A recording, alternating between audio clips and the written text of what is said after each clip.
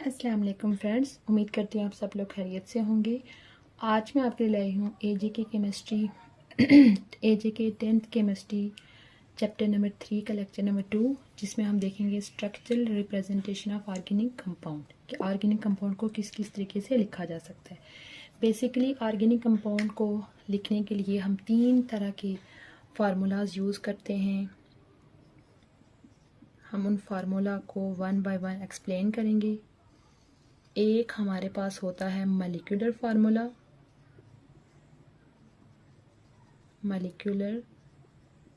Formula. उसके बाद second type हमारे पास होती है कंडेंस स्ट्रक्चरल फार्मूला।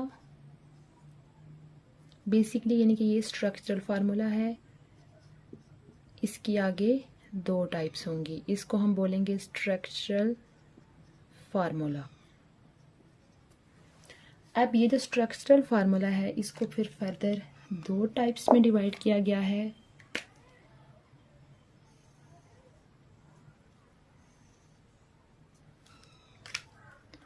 पहला हमारे पास होगा कंडेंस स्ट्रक्चरल फार्मूला।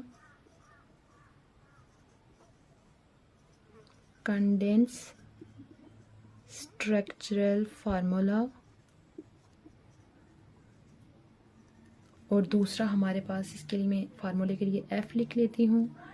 उसके बाद दूसरा होगा एक्सपेंडेड स्ट्रक्चरल फार्मूला।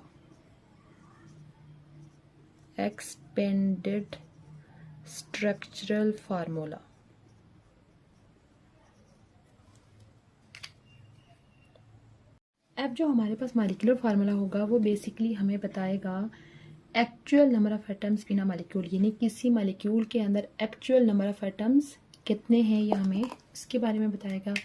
जैसे कि सपोज हमारे पास एक कंपाउंड है मीथेन, ठीक है, इस कंपाउंड का क्या नाम है मीथेन।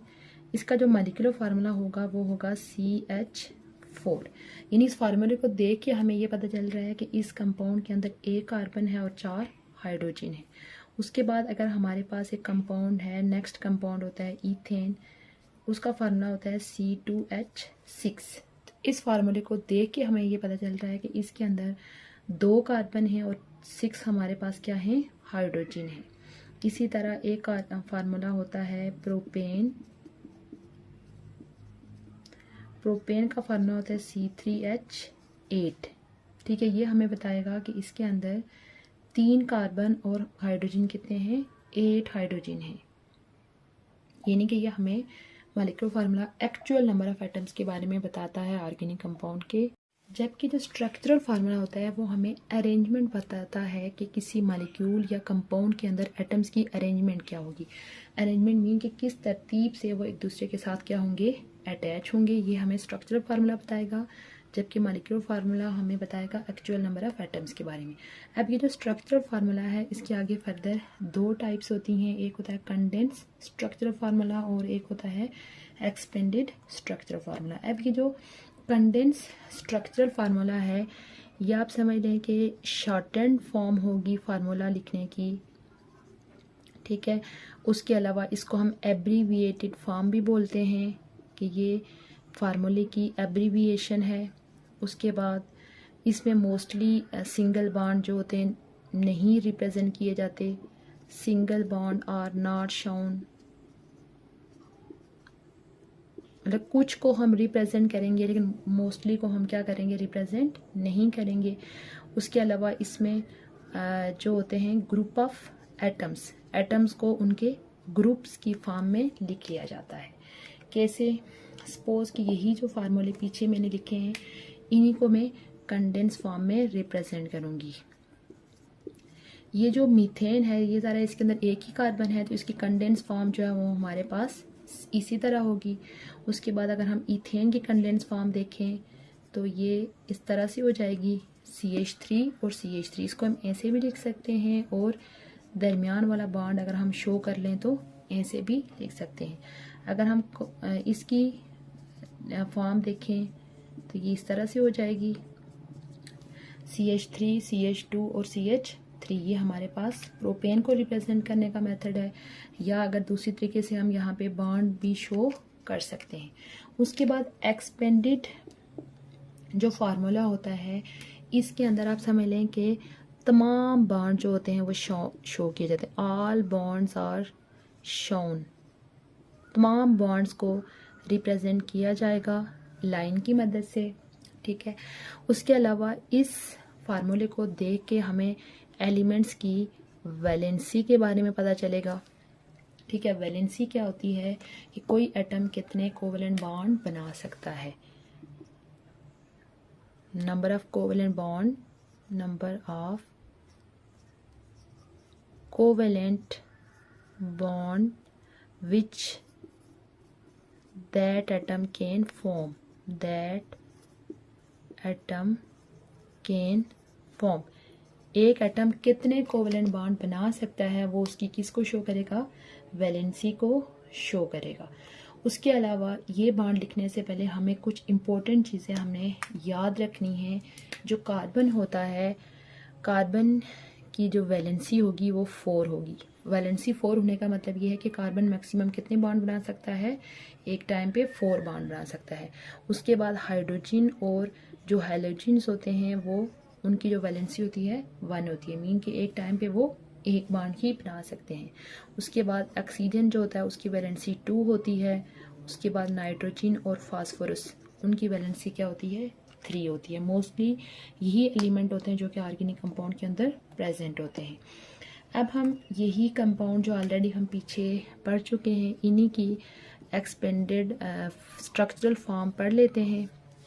अब ये पहला कंपाउंड है मीथेन, उसको हम कैसे लिखेंगे, दरमियान में कार्बन लिखेंगे इस तरह से, उसके चारों हाइड्रोजन को हम ऐसे शो कर लेंगे। ये हमारे पास मीथेन का एक्सपेंडेड स्ट्रक्चरल फार्मूला हो गया।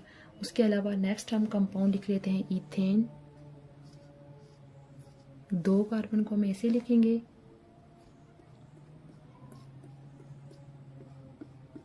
और इस तरह से 3 कार्बन इसका उसके साथ हाइड्रोजन, और 3 हाइड्रोजन जो है वो हम इसके साथ लगा लेंगे। यहाँ पे आप देखें हमें कार्बन की वैलेंसी भी पता चल रही है। कार्बन की वैलेंसी 4 है क्योंकि कार्बन एक टाइम पे कितने बॉन्ड बना रहा है, 4, 1 2 3 4। अब इस तरफ दूसरी तरफ आप हाइड्रोजन देखें, हाइड्रोजन एक टाइम पे जस्ट एक बॉन्ड बना रहा है, तो इस वजह से हमें हाइड्रोजन की वैलेंसी भी पता चल रही है। इसी तरह हम प्रोपेन को लिखेंगे, उसके सारे जो है वो हम जितने भी बॉन्ड हैं वो शो करेंगे, ठीक है। आज का हमारा लेक्चर था structural representation of organic compound के, ऑर्गेनिक कंपाउंड के हम किस तरह से स्ट्रक्चर बना सकते हैं। तो ओवरऑल इस लेक्चर का सम अप कर लेते हैं कि ऑर्गेनिक कंपाउंड को 2 तरीक़ों से लिखा जाता है, या तो उनकी मॉलिक्यूलर फॉर्म या तो स्ट्रक्चरल फॉर्म। मॉलिक्यूलर फॉर्म हमें एक्चुअल नंबर ऑफ एटम्स के बारे में बताएगी, जबकि जो स्ट्रक्चरल फॉर्म होगी वो हमें एटम्स की अरेंजमेंट के बारे में बताएगी कि एटम्स मॉलिक्यूल के अंदर किस तरह से अटैच होंगी। उसके बाद स्ट्रक्चरल फार्मूला हमने देखा कि 2 तरह का होता है, एक होता है कंडेंस स्ट्रक्चरल फार्मूला होता है और दूसरा होता है expanded structural formula. Condense structure जो फार्मूला होता है वो शॉर्टेंड फॉर्म होती है, एब्रीविएटेड फॉर्म होती है, उसमें most of the single bond जो होते हैं रिप्रेजेंट नहीं किए जाते। उसके बाद एटम्स को उनके ग्रुप्स की फॉर्म में लिखा जाता है, जैसे ये डिफरेंट एग्जांपल आप देख सकते हैं। जबकि जो एक्सपेंडेड स्ट्रक्चरल फार्मूला होता है उसमें तमाम बॉन्ड्स को शो किया जाता है। हमें इस फार्मूले को देख के एलिमेंट्स की वैलेंसी के बारे में पता चल जाता है। वैलेंसी मीन कि एक एटम जो है वो एक टाइम पे कितने बॉन्ड बना सकता है। तो उसके बाद यहाँ पे ये कुछ इंपॉर्टेंट वैलेंसीज जो है वो हमने ऑर्गेनिक कंपाउंड का फार्मूला लिखते हुए याद रखनी है, और यहाँ पे मैंने 2 एग्जांपल आपके सामने लिखी हैं। उम्मीद है आपको आज का लेक्चर अच्छा लगा होगा। इंशाल्लाह बहुत जल्द मैं इसी चैप्टर के लेक्चर नंबर 3 के साथ हाजिर होंगी। तब तक के लिए अल्लाह हाफिज़।